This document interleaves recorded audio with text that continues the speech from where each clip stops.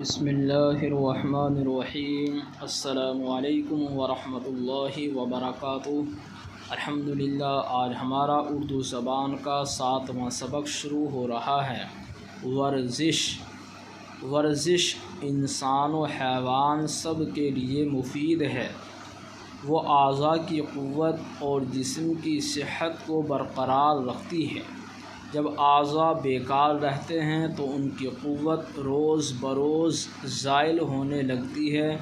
اسی طرح ایک قسم کی محنت کرتے کرتے اکتا جاتا ہے، طبیعت سست اور کند ہو جاتی ہے، مگر ورزش کرنے سے اعضاء کی قوت بحال رہتی ہے اور بجھی طبیعت میں تازگی آ جاتی ہے۔ تازہ اور صاف ہوا میں ورزش کرنے سے ہاضمے کی قوت بڑھتی ہے۔ ہاضمے کی درستی سے تمام جسم چست و قوی رہتا ہے۔ جن لوگوں کو جسمانی مشقت یا ورزش کی عادت نہیں، ان کو اکثر بھوک کم لگتی ہے، اسی لیے ضعیف و ناتواں رہتے ہیں۔ جو آدمی نفیس غذائیں کھاتے ہیں مگر جسمانی ریاضت نہیں کرتے، وہ ان لوگوں سے کمزور ہوتے ہیں جو سادہ غذا کھاتے ہیں مگر ایسی مشقت کرتے ہیں جس میں تمام اعضاء پر زور پڑتا ہے۔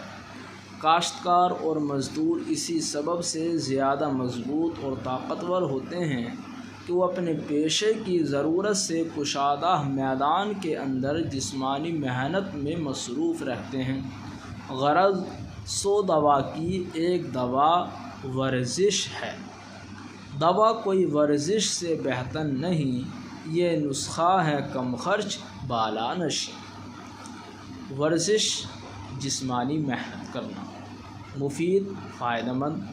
اعضاء یہ عضو کی جمع ہے، مراد اس سے حصے۔